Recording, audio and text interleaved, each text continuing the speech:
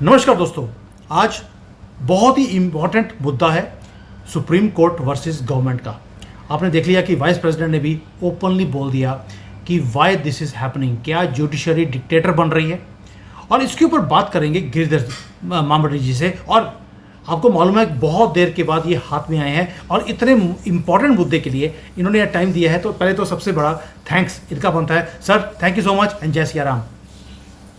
नमस्ते सुमित जी, नमस्ते आपको, आपके दर्शकों को सबको मेरा प्रणाम, नमस्कार, जय श्री राम, हर हर महादेव, जय श्री कृष्ण। जय श्री कृष्ण। सर बहुत बड़ी एक जंग छिड़ गई है सोशल मीडिया पर। हिंदुओं ने बोलना शुरू कर दिया कि हो क्या रहा है जुडिशरी के अंदर। जैसे जैसे स्टेटमेंट्स वहाँ पर हमारे जज साहब जो हैं चीफ जस्टिस ऑफ इंडिया, वो बोल रहे हैं कि बेचारे गरीब मुसलमान डॉक्यूमेंट्स कहाँ से लेकर आएंगे। ये हो गया एक तो मुद्दा ये था जिसके ऊपर बोलना शुरू कर दिया कि जब राम मंदिर का मामला था तब आपने हमारे से डॉक्यूमेंट मांगे और हमने आपको दिखाई भी, लेकिन सामने वाला जब दूसरी पार्टी आती है तो आप बोल देते हैं कि ये डॉक्यूमेंट कहाँ से लेकर आएंगे। दूसरा ये था कि जब हिंदू पक्ष आता है तो उनको बोलते हैं कि आप हाई कोर्ट में जाइए, मुंह उठाकर हमारे पास आ गए हैं। लेकिन जब मुसलमान आता है तो कहते हैं रात के 12 बजे भी कोर्ट खुल जाती है, बेंचेस भी दो बन जाती हैं और उसके ऊपर सुनवाई शुरू हो जाती है। तो हिंदुओं को कहीं ना कहीं लगता है कि जो हो रहा है गलत हो रहा है। ऊपर से हमने देख लिया कि वाइस प्रेसिडेंट उन्होंने बोल दिया कि they are now behaving like the supreme court is now behaving like a dictator, they are becoming supreme, जहाँ पर प्रेसिडेंट ऑफ इंडिया के जो पावर्स हैं उनको भी कर्व कर दिया। सर इस सारे मुद्दे में डू यू फील कि लड़ाइयाँ जो हैं, जो हिंदू की लड़ाई थी सुप्रीम कोर्ट के साथ, कि अब क्या कर रहे हैं यहाँ पर इंसाफ के नाम पर, क्या वो लड़ाई अब गवर्नमेंट वर्सेस सुप्रीम कोर्ट हो गई है?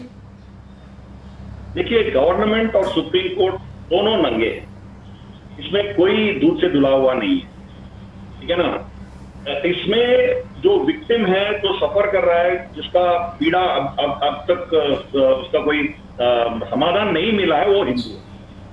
ये प्रॉब्लम है हमारी समाज में। अब देखिए, जो चीज सरकार को करना चाहिए वो सब सुप्रीम कोर्ट अपने हाथ में ले रही है। अब महाकाल के ऊपर पानी डालना है, दूध डालना है, सुप्रीम कोर्ट डिसाइड थोड़ी करेगी, उनको क्या पता है।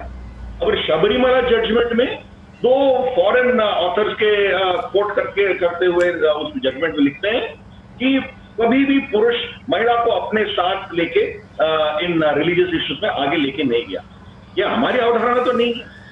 हमारी तो माँ दुर्गा की, माँ शक्ति की पूजा करते हैं हम, तो उनमें तो होता नहीं है। मगर एग्जाम्पल किसका दिया जाता है? वहां की दिया जाता है। तो आप कौन होते हो? हंडी के हाइट कितना होना चाहिए वो सब आप डिसाइड करते हो। तो आपका क्या एडमिनिस्ट्रेटिव सिचुएशन आप कैसे पूछ सकते हो? जब कोरोना सर दिवाली पे पटाखे, होली पे पानी, हर चीज में बोलते हैं, लेकिन बकरीद पे बकरी काटने पे नहीं बोलते। उनको बड़ी अच्छी सुगंध आती है उसमें। ये जो भी बोलते हो आप, जैसे अजान की आवाज के बारे में जजमेंट है, आज तक इंप्लीमेंटेशन करने का किसी के पास हिम्मत नहीं है, और उनको आप कोर्ट में फिर घसीट के कंटेम्प्ट ऑफ कोर्ट का प्रोसीडिंग्स आप क्यों नहीं किया? ये भी है ना। तो अब देखिए, इनके जो कोरोना कालखंड में ऑक्सीजन की कुछ चैलेंज की दिल्ली में, बाद में वो जज सुप्रीम कोर्ट के चीफ जस्टिस भी बने, नाम नहीं ले रहा हूं, आप जानते हो किसकी बात कर रहा हूं। तो उनका बयान था कि सरकार को नोटिस दिया है कि कंटेम्प्ट ऑफ कोर्ट आपके खिलाफ चलाऊंगा जब तक आप इतना सिलेंडर्स आप नहीं पहुंचाएंगे। बाद में जब गवर्नमेंट ऑडिट किया है, पता चला है कि इनके पास होल्डिंग करके रखा है केजरीवाल की सरकार ने। तो उस जज को तो कुछ हुआ नहीं है ना।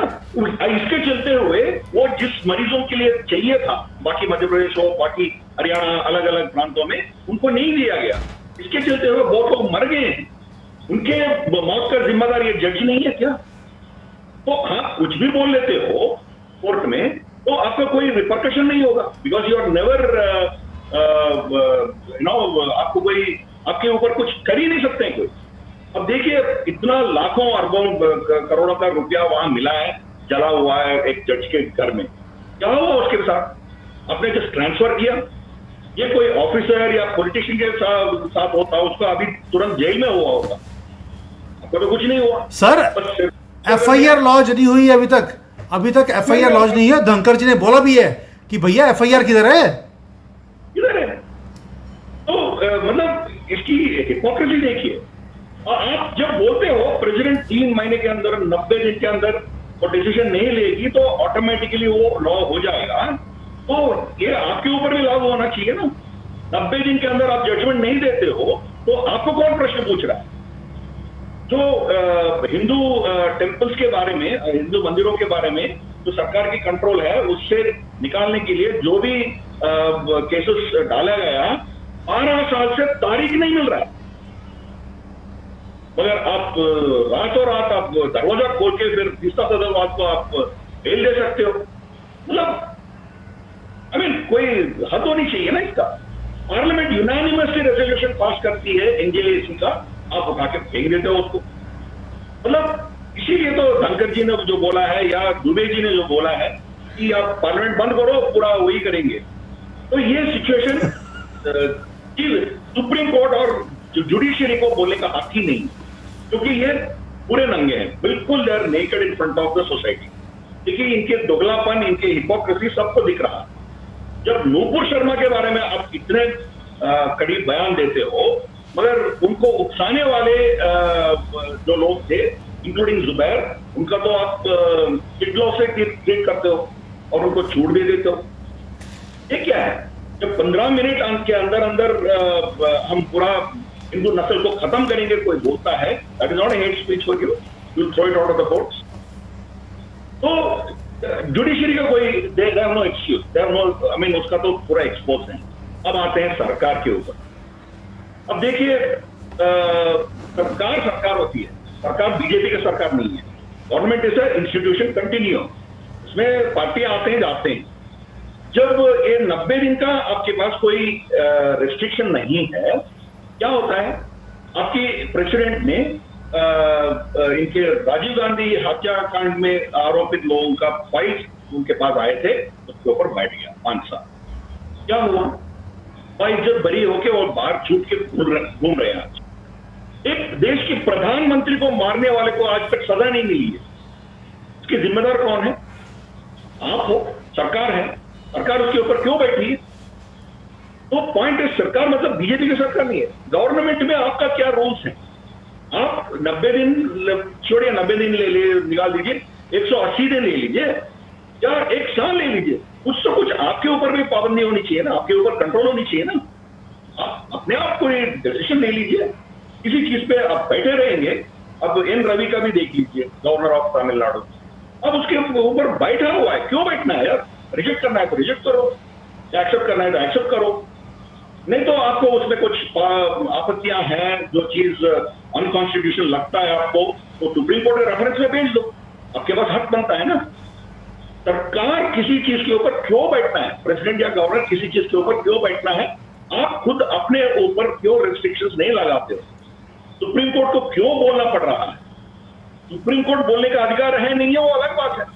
सुप्रीम कोर्ट इन चीजों में, क्योंकि अपने ऊपर आपने कुछ टाइम रेस्ट्रिक्शन तो नहीं रखा है जजमेंट्स के ऊपर, फिर आप प्रेसिडेंट के ऊपर लगाना चाहते हो, वो उनका हिपोक्रेसी है। तो सरकार का भी जिम्मेदारी बनती है ना। You have to have your own time frame. कौन से टाइम फ्रेम में आप क्या करेंगे वो भी तो बताइए आप। इन चीजों में कितने ये जो डेथ वारंट्स है या डेथ केसेस है क्षमा के लिए आपके पास पड़ी है, उसमें क्या क्लियरेंस हो रहा है? कितने साल तक ये लोग ऐसे पड़े हैं?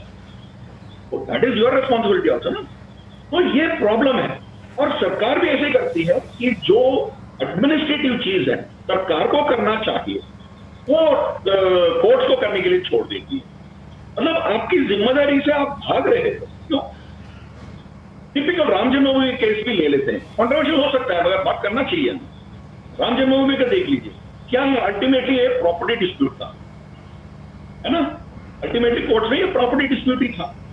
3 पार्टी थे और प्रॉपर्टी डिस्प्यूट था, और वो भी सरकार ने उसका अधिग्रहण कर लिया था, उसको टेक ओवर कर लिया था, सरकार की अधीन में था वो। और राइट टू प्रॉपर्टी किसी के पास नहीं इस देश में। राइट टू प्रॉपर्टी को निकाला गया, तो you don't have right to property.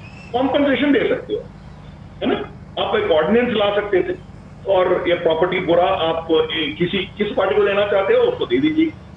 फिर जो एग्रीड पार्टी है उसको कॉम्पनसेशन मुआवजा दे दीजिए या उसको ऑल्टरनेट साइड दे दीजिए, और सुप्रीम कोर्ट को बता दीजिए कि हमने इसका रिजॉल्व कर दिया। सुप्रीम कोर्ट जजमेंट आने तक क्यों वेट किया आपने? तो आपका एडमिनिस्ट्रेटिव रिस्पॉन्सिबिलिटी था। This is just an administrative responsibility, है ना। तो ये है, कुछ चीजों में आप जो करना है वो नहीं करते हो, कोर्ट के ऊपर छोड़ दे हो, और कोर्ट अब बाहर जाके बोलोगे कि देखो कोर्ट ने बोला इसलिए हमने किया। अगर था तो आपका हक था और आपका अधिकार था और आपकी जिम्मेदारी था, फिर भी आपने कोर्ट से बोलने के लिए किया है। जब कोर्ट ओवररीच करती है, जो कोर्ट को नहीं करना चाहिए वो चीज करती है, तब आप क्या उनके खिलाफ क्या बोल सकते हो? ये प्रॉब्लम है सर। इसलिए सब नंगे हैं। उस पे ये भी हो सकता है ना कि आपको मालूम है कि सेंसिटिव मैटर था राम मंदिर का। आपको मालूम है कि वहाँ पर एक कौम है जो भड़कने के लिए तैयार रहती है, उनको भड़काने के लिए भी बड़ी दुनिया है जो तैयार रहती है। तो शायद उसको बाईपास करने के लिए ये अब तो कोर्ट ने बोल दिया आपको फैसला मानना पड़ेगा, ये करवा दिया। It might be that possible, but yes I take your point कि दोनों ही नंगे हैं। सरकार भी अपना काम नहीं कर रही, उधर सुप्रीम कोर्ट भी अपना काम नहीं कर रही। हाँ सुनील जी, मैं उसी चीज में एक और मैं बोलता हूँ। मान लीजिए for a minute supreme court ने इलाहाबाद हाई कोर्ट का जजमेंट को सही मान के जजमेंट दी। मतलब 1/3 मुस्लिम पक्ष को दे दो, सुन्नी वक्फ बोर्ड को दे दो, बाकी 2/3 एक 1/3 रामलला को, एक 1/3 निर्मोही अखाड़ा को दे दो। ये जजमेंट आया होता तो सरकार के क्या रिएक्शन होता? बाकी 1/3 को अधिकरण करते हैं ना, है ना। तो मान लीजिए कि पूरे के पूरे मुस्लिम पक्ष को दे सुप्रीम कोर्ट, तो आप क्या करते हैं? फिर भी आप उनको एक्वायर करके हिंदू पक्ष को दे देते थे। इधर एक एडमिनिस्ट्रेटिव डिसीजन ना, सुप्रीम कोर्ट के ऊपर कोई डिपेंडेंसी नहीं है। जब शाहबानो केस में सुप्रीम कोर्ट ने जजमेंट दिया था, आपने क्या किया? उसको कंप्लीटली रिवर्स करके आप मुस्लिम सोसाइटी को पूरा जिम्मेदारी सौंप दिया, है ना। जो क्या शेड्यूल बिल्कुल सही। आर्बिट्रली किसी को अरेस्ट करता है तो सुप्रीम कोर्ट ने क्या बोला है? Unless there is a prima facie case establish, एक डिस्ट्रिक्ट मजिस्ट्रेट या जो कमिश्नर के लेवल पे कोई बंदा उस पे प्राइमा फेसी केस को एक्सेप्ट करता है, तब तक अरेस्ट नहीं कर सकते। बस आपके ऊपर आरोप लग गया तो अरेस्ट करना है, अब ये गलत बात है ना। Same thing happened in 498A case, domestic violence act. तो लड़की कोई कंप्लेंट करती है उनके पति के खिलाफ, उनके ससुर सासू माँ और ससुर जी के खिलाफ, या अपनी हस्बैंड की रिलेटिव्स के खिलाफ वो कंप्लेंट करती है। लॉ वॉज इनको अरेस्ट करना है, प्रूफ ऑफ गिल्ट इनको प्रूव करने का जरूरत ही नहीं। तो प्रूफ ऑफ इनोसेंस इनको प्रूव करना है, तब तक ये जेल में रहेंगे। वो थी। फिर बाद में सुप्रीम कोर्ट ने अमेंडमेंट किया, जब तक प्राइमा फेसी केस नहीं अरेस्ट नहीं कर सकते। SC/ST एक्ट में भी वही आया, और सरकार ने क्या किया? फिर उसको अमेंड करके अरेस्ट इनएविटेबल करके आपने उसको कर दिया। जब आपके पास इतने पावर्स हैं, एडमिनिस्ट्रेटिव पावर्स, फिर सुप्रीम कोर्ट के ऊपर बंदूक रख के आप क्यों फायर करते हो राम जन्मभूमि केस में या बाकी जो भी केस है? तो ये प्रॉब्लम है। तो आपके कन्वीनियंस के मुताबिक कुछ चीज आप कोर्ट को अलाउ करते हो। तो जब आप आपकी जिम्मेदारी कोर्ट को सौंपते हो, जब कोर्ट आपकी जिम्मेदारी को अपने हाथ ले लेती है, तो आप फिर दोबारा उनके बोलने का आपके पास वक्त चला जाता है। तो मैं दोनों को एक्सपोज कर रहा हूं। सुप्रीम कोर्ट का कोई हक ही नहीं बनता है बहुत सी चीजों पे टिप्पणी देने, बात करने का हक ही नहीं है उनका, फिर भी वो कर रहा है। इसलिए कर रहा है कि आप भी आपके जिम्मेदारियों को उनको सौंप दिया था बहुत सी चीजों में। तो ये प्रॉब्लम है। इसीलिए मैं कह रहा हूं दोनों नंगे हैं इसमें, बट इसमें किसको नुकसान हो रहा है? हिंदुओं को नुकसान हो रहा है। क्योंकि हिंदुओं के बारे में तो आप देखेंगे कोई भी जजमेंट आपके समर्थन में नहीं है, including Ayodhya judgement. Ayodhya judgement जैसा घटिया जजमेंट आपको कहीं नहीं मिलेगा। तो ये तो आपको मिल गया कि मंदिर अब जमीन तो हिंदुओं को दे दिया इसलिए हम सब खुश हैं, मगर जजमेंट में क्या बोला गया? एक्चुअली सुप्रीम कोर्ट में अपील क्या थी? इलाहाबाद हाई कोर्ट की जजमेंट को आपने चुनौती दिया। उसमें क्या है? वो 6 एकड़ 6 पॉइंट जो भी है उस एकड़ का ही बात है। इस 1 एकड़ का हकदार कौन है? Who is the owner of the 6 acres? उतना ही है, that is only reference. Allahabad high court ने 1/3 मुस्लिम्स को दिया, 2/3 हिंदू को दिया। अब ये सही है गलत है? सही है तो सेम वही रहेगा, गलत है तो आप बोलिए 100% मुस्लिम्स को जाएगा या 50-50 जाएगा या 2/3 1/3 जाएगा या 1/3 2/3 जो भी है, वो डिसीजन 6 एकड़ से आगे आपका कोई बात ही नहीं बनता है ना। मान लीजिए कि सुमित जी आपके घर में एक पहला सामने वाला कमरा कोई आके कब्जा किया है ना, जजमेंट क्या होना चाहिए, आप ओनर हो या वो ओनर हो, वो रहेगा नहीं रहेगा, इतना ही जजमेंट है ना। अब अयोध्या जजमेंट में आता है कि आप ओनर हो इसलिए उसको वेकेट करना पड़ता है, मगर उनके लिए पूरा आलीशान बंगला बना के दे दो, 10 एकड़ उनको दिया। ये क्या, ये पॉलिटिकल जजमेंट हो सकती है, पॉलिटिकल डिसीजन हो सकती है, जजमेंट नहीं हो सकती है। जजमेंट में आपका 6 एकड़ से आगे बोलने का आपका कोई पावर ही नहीं है। और दूसरा, आपने ये कहा 1991 प्लेसेस ऑफ वर्शिप, क्या एक्ट के बारे में क्यों बोल रहे हो? This is only a property dispute, इसके ओनरशिप है उसमें ही डिस्प्यूट है। 1991 प्लेसेस ऑफ वर्शिप एक्ट को आपने क्यों उसको सही ठहरा रहे हो? वो इश्यू ही नहीं है उधर, it's just a property dispute. It just happened that एक मुस्लिम है बाकी हिंदू है, इट्स अ प्रॉपर्टी डिस्प्यूट, इतना ही है ना। आप खुद बोला है प्रॉपर्टी डिस्प्यूट है, फिर 1991 को घसीटने का क्या प्रॉब्लम है, क्या मतलब है? और फिर क्या बोला है, इस जजमेंट के आधार पर आप प्रेसिडेंट मान के बाकी केसेस नहीं डाल सकते। मान लीजिए कि कल के दिन मेरे गांव में खुदाई में या बारिश की वजह से कोई मस्जिद टूटती है, वहां नीचे मुझे मंदिर दिखता है, मैं अयोध्या का कोर्ट केस मैं कोर्ट करके मैं फिर दोबारा मेरा मंदिर को क्लेम करने के लिए सुप्रीम कोर्ट जाता हूं। इस अयोध्या जजमेंट में लिखा है कि this will not be a president for future cases. नहीं, ऐसे कैसे हो सकता है? आप एक एंगल पे बोल रहे हो कि हमने ऑलरेडी डिसाइड किया है कि कोलिजियम होगा, कॉन्स्टिट्यूशन में नहीं है मगर कोलिजियम होगा, हमने डिसाइड कर दिया, तो अब लॉ हो गया, मतलब it has become a law. तो जब आप बोलते हो वो लॉ होता है ना, जो आप अयोध्या जजमेंट में बोला है वो भी लॉ हो गया ना। मैं उसके आधार पर जब दूसरा क्लेम करता हूं तो आप बोल रहे हो कि क्लेम नहीं कर सकते हो, ये क्या जजमेंट हुई है भाई? तो that is one of the worst judgement that you can think of. Hindu पक्ष तो मिल गया तो हम खुश हैं, कुछ नहीं बात कर रहे हैं, बट लीगली देखेंगे तो वो गलत है। तो this is an overreach of the judgement of the courts. तो ये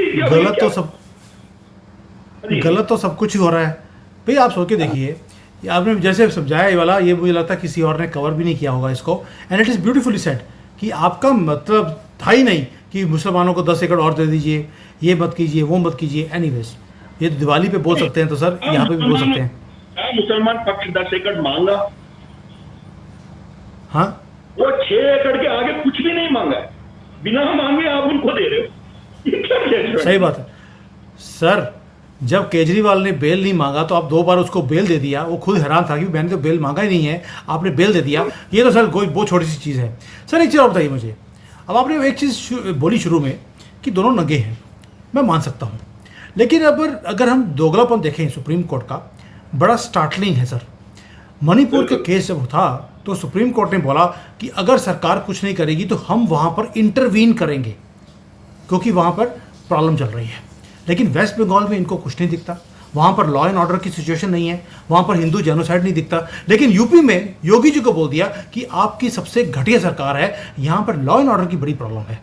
यूपी में इनको लॉ एंड ऑर्डर दिखता है, मणिपुर में वहाँ पे दिखता है, लेकिन वेस्ट बंगाल में दिखता नहीं। सर ऐसा क्यों है? बिल्कुल, अभी संदेशखाली में क्या हुआ है, कितना घटिया मतलब क्या घटनाएं हुए उधर, औरतों के साथ, महिलाओं के साथ बलात्कार हो रहा था, अपने पति और बच्चे सामने खड़ा होते हुए इनको बलात्कार कर रहे थे, तो उनके खिलाफ आप कुछ नहीं एक्शन लिया, आप इंटरव्यू क्यों नहीं किया? इंटरव्यू करना चाहिए ना। आप वुमेन्स राइट्स के बारे में बोलते हो, वहां चीफ मिनिस्टर भी एक महिला है, तो आप उनके खिलाफ एक्शन क्यों नहीं लिया? तो this is absolute hypocrisy on the part of government, supreme court. तो आप उन्हीं चीजों को आप एंटरटेन करते हो जो पॉलिटिकली हिंदू के खिलाफ जो चीज है वो ही आप एंटरटेन करते हो, बाकी लोगों का क्यों नहीं करते हो आप?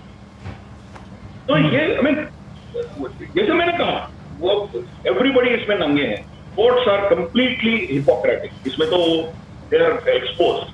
अब जो आज पर रूल्स एंड रेगुलेशंस, कोई गलत ढांचा खड़ा कर दिया, कोई अलग गलत बिल्डिंग खड़ा किया, उसके ऊपर बुलडोजर चलाओगे तो that is the rule, the right of the government, वो चला सकती है।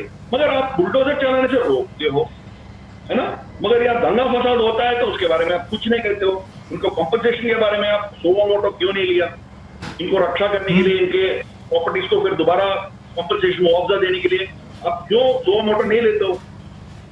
जो चीज आपको पसंद है वो लेते हो। मतलब प्रॉब्लम है कि आप आपके कोर्ट के दायरे के बाहर क्या हो रहा है आपको कोई मतलब ही नहीं, मालूम ही नहीं। द प्रॉब्लम सुमित जी, ये हमारी संविधान से आती है, बिकॉज ये भारत की संविधान नहीं है। This is an Indian constitution, not Bharat constitution. हमारी प्रॉब्लम वहां है। ये ब्रिटिश बाइकैमरल सिस्टम, ब्रिटिश के सिस्टम हम चला रहे हैं, उसमें कोई भारत के हमारी भाषा के कुछ लफ्ज इधर उधर डाल दिया, उसके आगे कुछ नहीं। अंबेडकर जी खुद 1953 या 54 में राज्यसभा में खड़ा होकर ये बोले थे, मुझे मौका मिलेगा तो इस संविधान को चलाने वाला मैं पहला आदमी हूंगा। ये डॉक्टर अंबेडकर जी ने बोला। और उनसे बहुत से प्रश्न पूछा गया कि एक चीजों को क्यों आपने संविधान में आने दिया, कुछ चीज उनके खिलाफ जो कुछ लोग मुद्दा उठाए थे।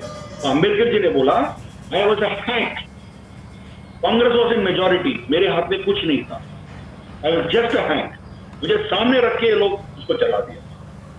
जैसे आर्टिकल 370 आप हम सब जानते हैं, वो इतना अपोज कर रहे थे, as long as I am the law minister of this country I will not let this happen. फिर भी नेहरू ने उसको घुसा दिया। और पॉपुलेशन एक्सचेंज की बात की है अंबेडकर जी ने, मुसलमानों को वहां भेज दीजिए, हिंदुओं को वहां ले आइए, को कौन सुना है? फिर भी अब अंबेडकर की संविधान खतरे में।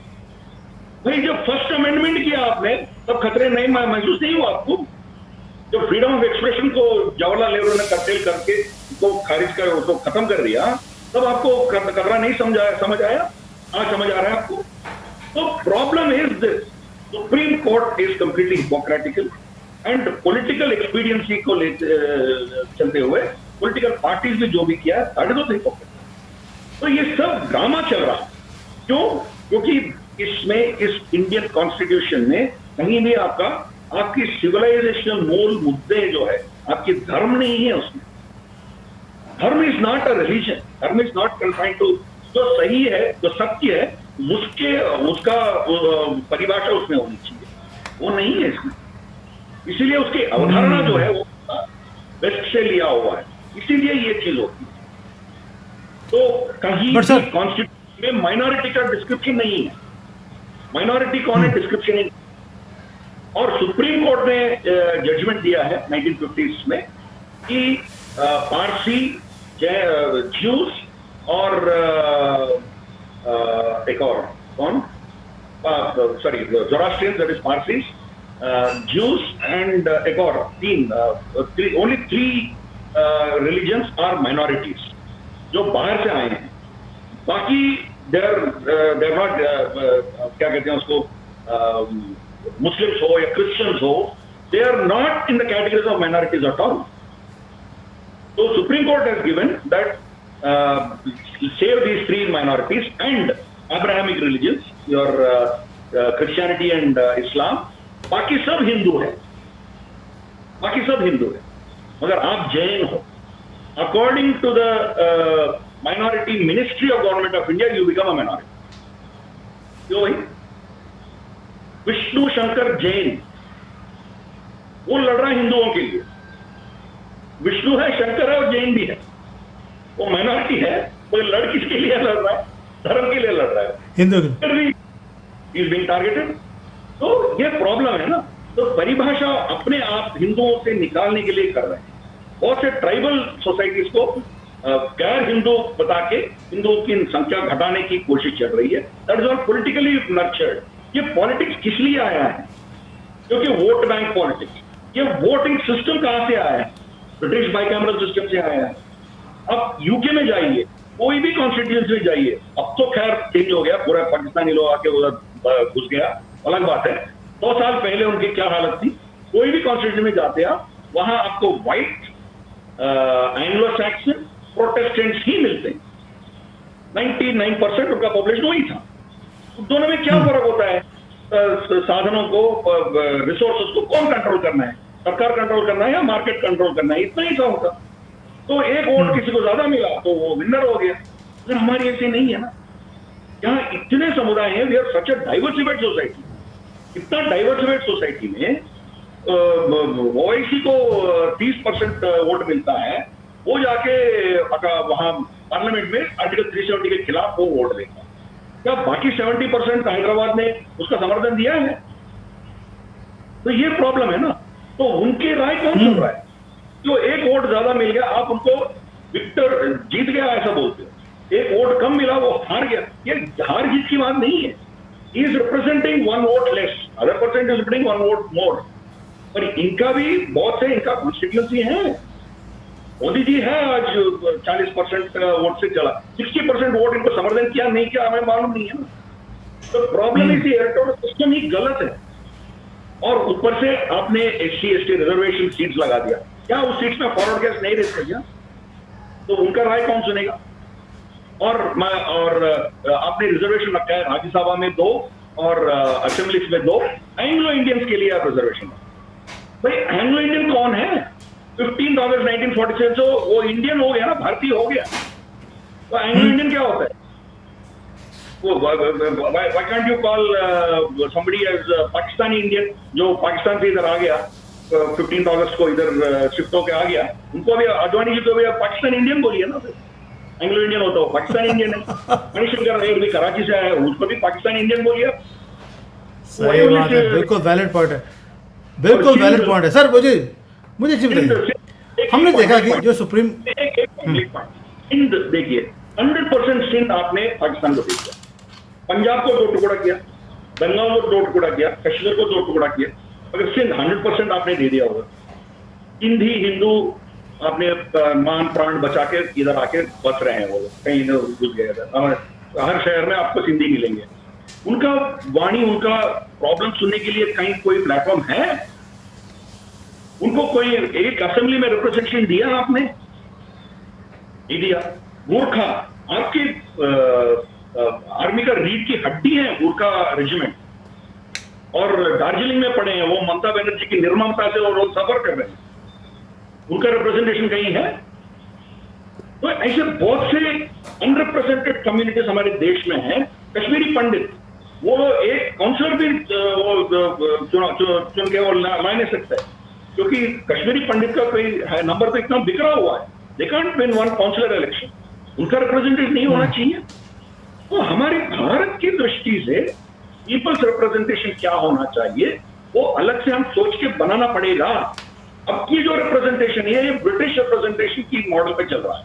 इसीलिए आप जो भी देख रहे हो, सुप्रीम कोर्ट का रवैया हो या पॉलिटिकल पार्टीज की वोट बैंक राजनीतियां हो, ये सब उसके चलते हुए, इसमें भारतीयता नहीं है। This is an Indian constitution, not Bharat constitution. मैं इसमें मैं एब्सोल्यूट क्लैरिटी हूं सर। अब हमने प्रॉब्लम को तो आइडेंटिफाई कर लिया कि कॉन्स्टिट्यूशन हमारा नहीं है। एक तो ये ब्रिटिशर्स का है, जिसे कॉपी पेस्ट करके हमारे पर थोपा गया, क्योंकि जवाहरलाल नेहरू जो चाहते थे वही हुआ। दूसरी तरफ से हम कहते हैं कि सुप्रीम कोर्ट भी नंगा है, गवर्नमेंट भी नंगी। ये नहीं कह रहे कि बीजेपी की जो भी गवर्नमेंट है सभी रिस्पॉन्सिबल हैं, कोई भी अपनी रिस्पॉन्सिबिलिटी को पूरा नहीं कर रहा। अब आप देखिए रिसेंटली क्या कुछ हुआ। कपिल सिब्बल ने बोल दिया कि भाई आप जो कह रहे हैं, धनखड़ जी बोल रहे हैं, वो गलत बोल रहे हैं, सुप्रीम कोर्ट तो बहुत अच्छी है, मेरे से पैसे लेकर सारे काम करते हैं, अच्छी तो होगी। तो उन्होंने भी क्लीन चिट दे दिया। भाई अब आज की डेट में सुप्रीम कोर्ट को क्लीन चिट एक कपिल सिब्बल जैसा दूरत आदमी वो दे रहा है।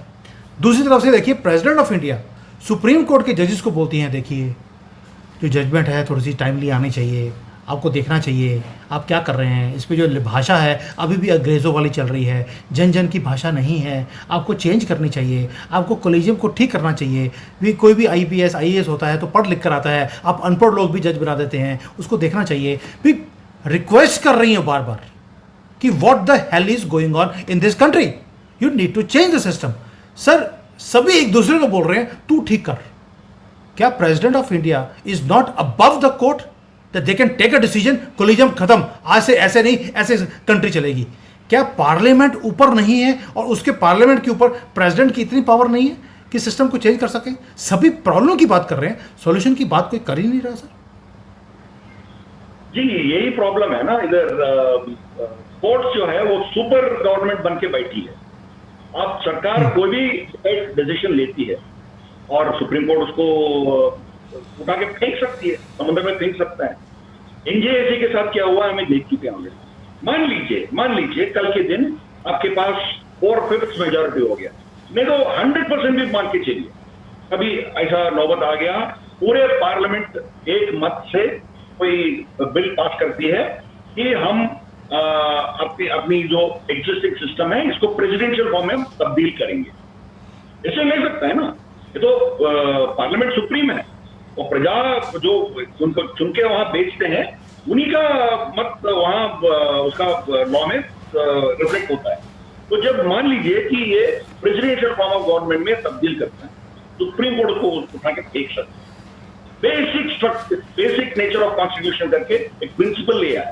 कॉन्स्टिट्यूशन में कहां लिखा है भाई वो?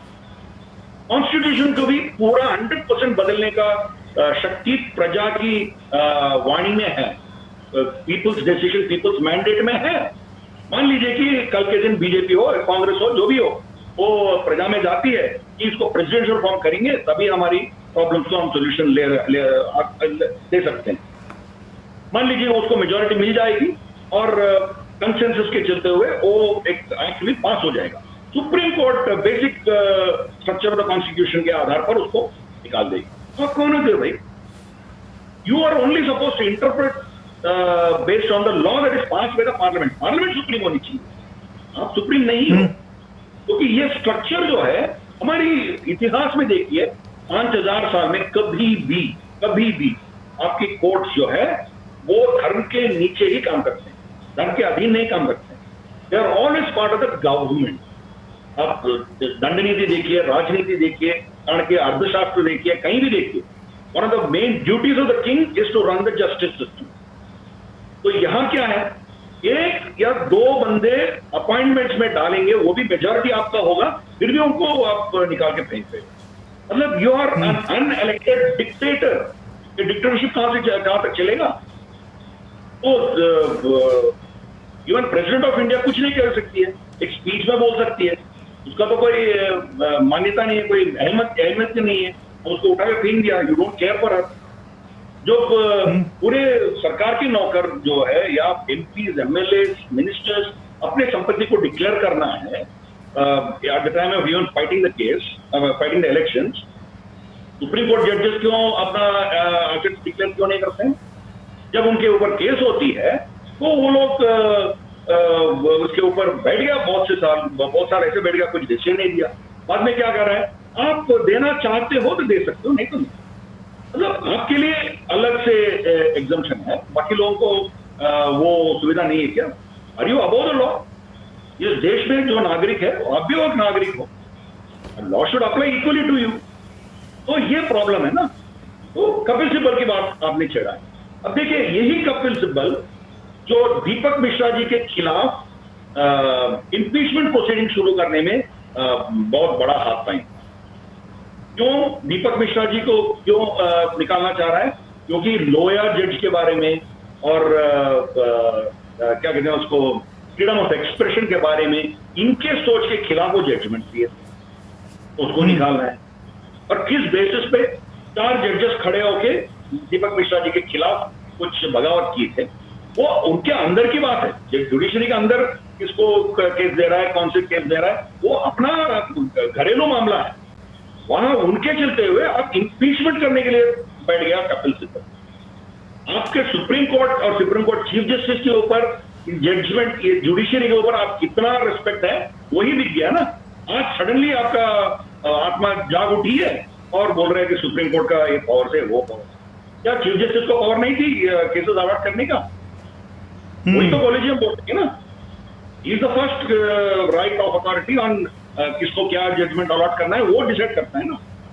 तो उससे 4 लोगों को आपत्ति है, वो अंदरूनी बात है भाई, आप उसमें घुस ही नहीं सकते हो। कॉलेजियम सिस्टम है और उनको रिपीट करने का कोशिश करने वाले कपिल सिब्बल अब क्या बोल रहा है? इनका हिपोक्रेसी का तो कोई हद ही नहीं। ये वक्फ एक्ट का भी देख लीजिए। वक्फ एक्ट में जो वक्फ मुस्लिम पक्ष की दलील करने वाले सब हिंदू हैं। तो प्रिंसिपल है, अभिषेक मनु सिंघवी है, यही लोग हैं। तो मतलब हद होनी चाहिए यार। और कपिल सिब्बल का मतलब आई डोंट नो, कम ही बोलना चाहिए सर। आपने पहले एक बोला था कि सुप्रीम कोर्ट अपने आप को सुप्रीम मानता है, गवर्नमेंट से भी ऊपर मानता है। एक्चुअल में उनको गलत फहमी है। उनकी कोर्ट के नाम में सुप्रीम कोर्ट लिखा है और इनको लगता है कि सुप्रीम मतलब कि हमें सुप्रीम है, क्योंकि हमारे कोर्ट में ही सुप्रीम लिखा है तो हम ही सुप्रीम है। ये कोर्ट सुप्रीम है, आपको सुप्रीम वर्ड नहीं बोला गया है।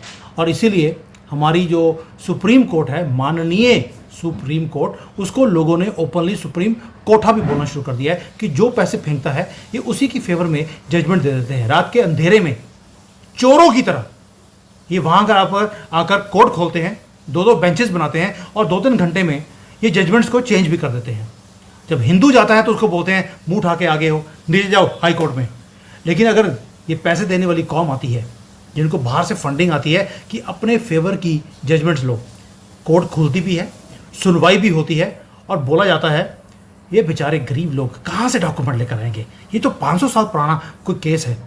जबकि जब हिंदू जाता है तो बोलते हैं 5000 साल पुराना भी होगा तो आपको डॉक्यूमेंट लेकर आने पड़ेंगे, प्रूफ कितने है तोड़े को। ये सुप्रीम कोर्ट का हालत है।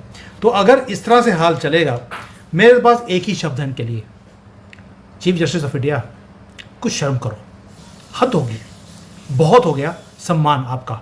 अब ये देश आपका सम्मान नहीं करता। थोड़ा गिरेबान में झांक के देखिए और कुछ जो बोरियां आपके घर में जली हुई मिलती हैं उनको देखकर कुछ शर्म कीजिए कि इस तरह से जजमेंट करते हैं और अपने आप को भगवान मानते हैं।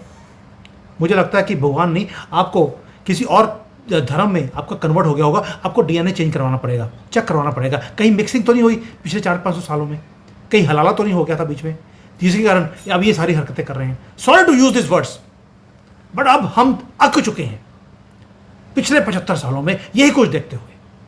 हो सकता है आपकी मजबूरियां हो क्योंकि आपको कांग्रेस ने बिठाया है। अगर ऐसा है तो आप अपने आप को रिक्रूज कर सकते हैं।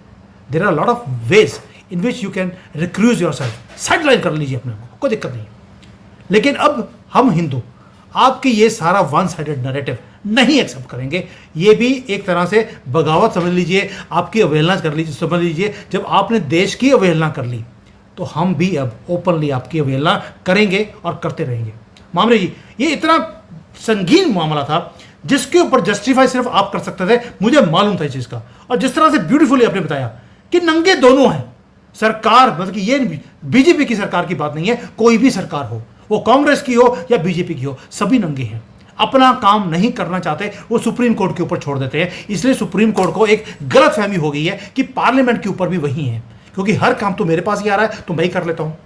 और जब उन्होंने करना शुरू कर दिया तो हमने बोलना शुरू कर दिया सारे काम सुप्रीम कोर्ट कर रहा है। भाई दिया किसने था? सरकार ने। तो यानी कि अब ये चीज़ें वापस लेनी पड़ेंगी। वो कैसे लेंगे? मुझे लगता है कि let's leave it on the government.